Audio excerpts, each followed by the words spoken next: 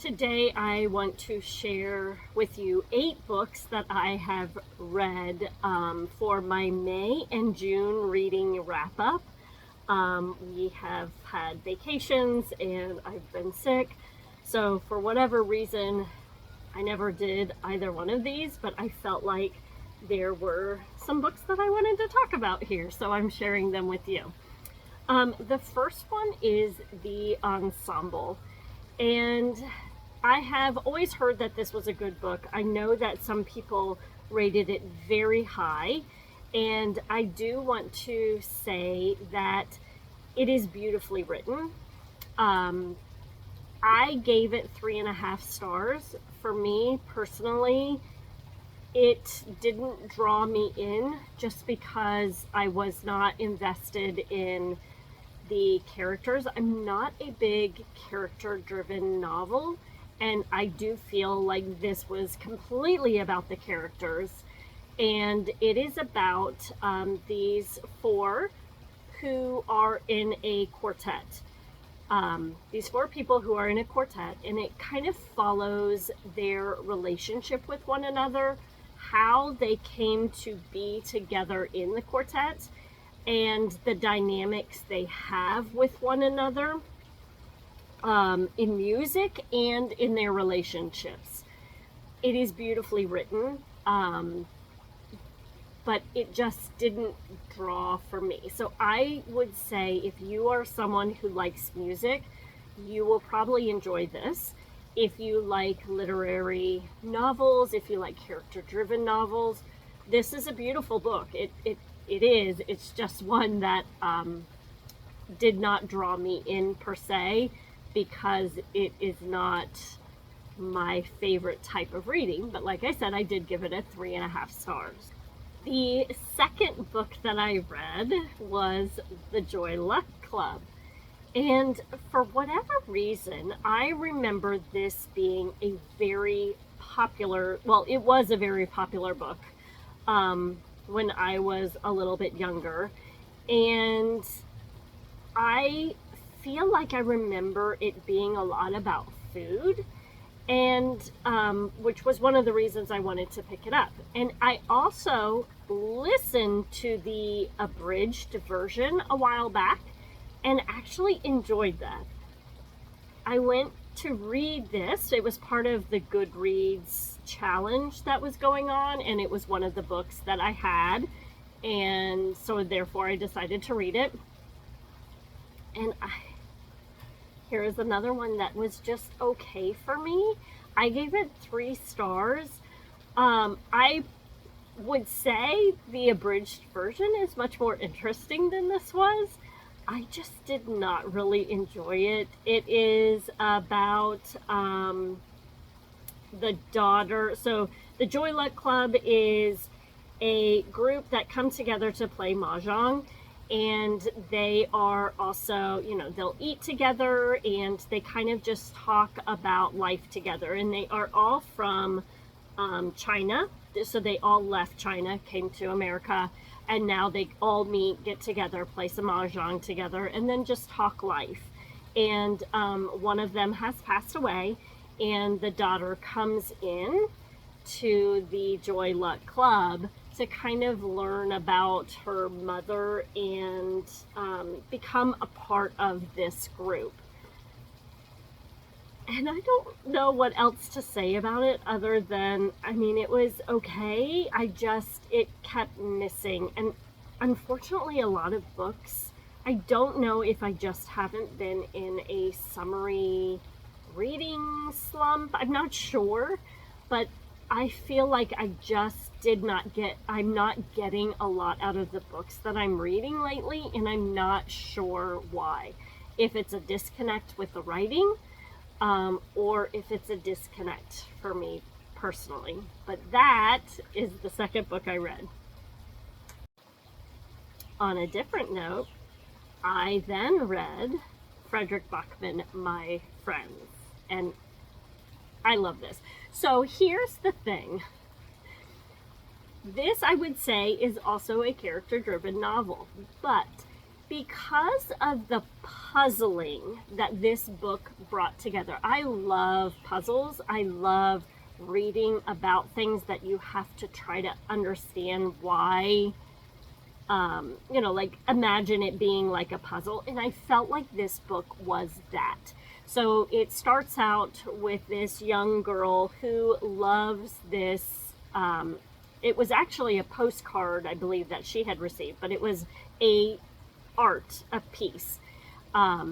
And she goes to the gallery that it is being presented at to look at it in person.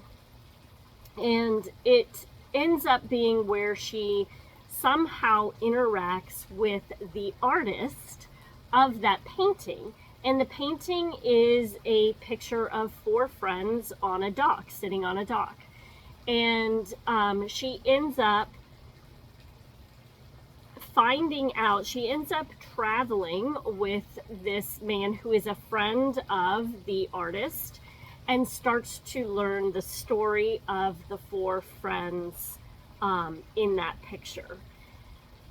And I just loved this. I gave it 5 stars. I think Fredrik Backman is a master when it comes to writing about everyday life. I was drawn in. It is beautifully written. It is so emotional.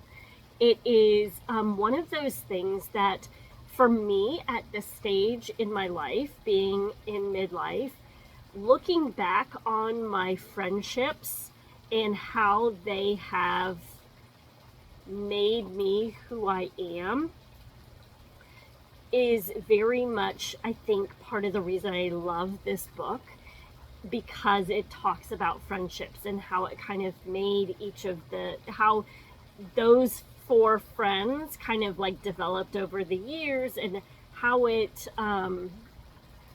how it just changes who you are as a person.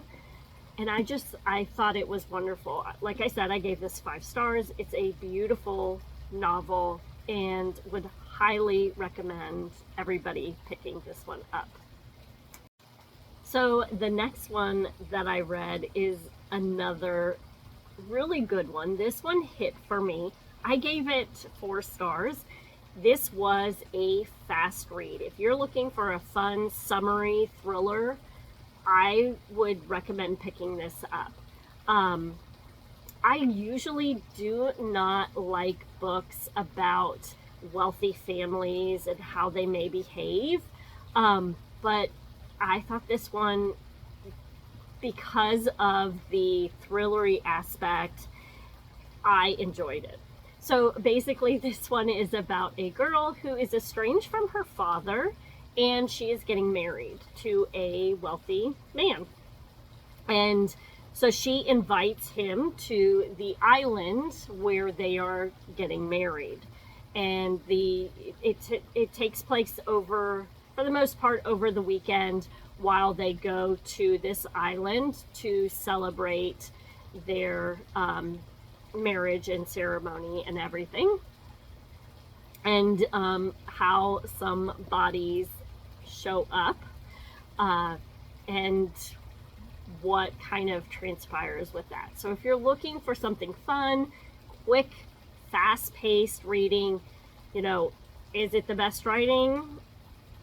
Maybe not, but I was here for the story, the fast-paced, like popcorn pages, eating it up along the way. I enjoyed it. I gave it 4 stars. The next novel I read was The Honey Witch, and this was one where definitely the location, the descriptiveness of everything is what drew me in with this story. So basically, it is about a girl who she can't find a suitor in life, and she's just ready for a change. And her grandmother comes, and basically her grandmother is a honey witch, and she is getting ready to pass away. but honey witches help keep ash witches away from the world I can't talk, within where they live. So she decides that she's going to learn what she needs to learn to become a honey witch. And so she goes back to the island where her grandmother lives and stays there to learn everything that she needs to learn to be a honey witch so that she can keep the area safe from the ash witch. I enjoyed the scenery. I enjoyed where it took place on this island. There's lots of descriptions about this little cottage they lived in. It was definitely very cozy. And I did give this 4 stars. It also, you could imagine yourself being there with the flowers and the descriptive words when it comes to the honey and everything. I really enjoyed that. Even the characters, there is a romance in here, and I enjoyed that as well. I will say that it is a lesbian romance, so just know that going in. I didn't have a problem with it, but, to each their own, so just know that. But I thought it was pretty well done. I mean, there's some flaws with it. The romance scenes were not my favorite at all, but I think that occurred over 1 chapter, so you could skim that one if you wanted to. It didn't have anything to really do with the relationship of the couple or anything, but I enjoyed it. I thought it was good. It was a good time. It was fun. It gave me what I needed in the way of that coziness factor. So if that's something you're interested in, I would recommend it. The next one I read is The Ice Cream Makers. And I mean, when you're thinking summer, you're thinking ice cream. And if it's all about learning about the history of these people in Italy who are ice cream makers, I mean, it just sounds so good. Here's the problem. I don't know if I gave it 3 stars. I can't remember much about the story anymore. I think I enjoyed it enough. The problem is the author spends the first half of the book talking about boobs incessantly, like disgustingly too much. I was done. I didn't want to read it. I was like, okay, obviously he's a boob guy, but for most of us women are going to read this book and we don't want to hear you describing our boobs like that. I don't know. It was just weird. It was very off-putting so much that when I read the reviews, it was not just me. Everybody's commenting about it. So take that for what it is. It was decent. I don't really remember much other than that. So I don't recommend this book. The next book that I read, I wanted to love because it felt very fitting to me. Now, mind you, this story is about a younger girl who is just restarting her life and decides to open a bookshop. Let me show you. Welcome to the Hyunam-dong Bookshop. I myself am turning 50, and I have felt this feeling of I'm supposed to be doing something different with my life. It's that true midlife crisis situation where I feel as if there's something more for me, there's something different. I've kind of headed down the wrong path and I need to make a change. So I was really intrigued by this book. And unfortunately, I don't remember much about it. So that would tell you that obviously there was a disconnect for me. I think some of it may have happened in the writing of it or the translation of it. So for me, it felt like there was a lot of telling rather than showing. And I like to read a book. I mean, I think we all do. I think when you have an author who's just telling you, then this happened, then this happened, then this happened, there's a disconnect. And that's how I felt with this book. And maybe, like I said, maybe it has to do with the translation, because it was translated to English. But that's how I feel about it. I do know that I think a lot of people actually enjoyed it, so maybe it's a me problem. I don't know. Honestly, I think I've already said this once. This has been a whole summer long thing of really feeling like either the book is very just disjointed or the flow hasn't been right. So because it's happening with so many books, I almost wonder if it's a me problem and not a book problem. But this is about a girl, like I mentioned, who she's burned out, she's tired, she's ready to do something new, so she decides to open a bookstore in a small little neighborhood in Seoul, Korea. And it's kind of an odd place for a bookshop, and it's about the neighbors that come in and support the bookstore. It's about a barista who kind of comes in to help. So there were some really cute, quaint parts of the book, but it didn't hit like I had hoped.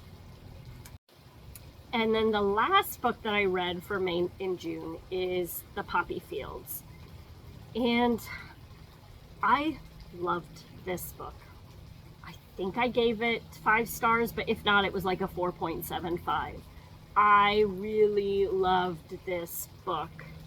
But it's so strange to me when you start watching other people comment about books and how many people hated this. So then I'm like, what's wrong with me? Because I really love this book. But it's about these people that they come together. I think it's 3 or maybe 4. Maybe it was 4 of them that kind of were like stuck in an airport, and they all wanted to get to the Poppy Fields. And the Poppy Fields is a place that you go to when you are dealing with grief, and they put you to sleep so that you don't have to go through the grieving process. You wake up in a month and you are through the grieving process. But there is a caveat that some people who go here will have a side effect that is a little disturbing, I guess.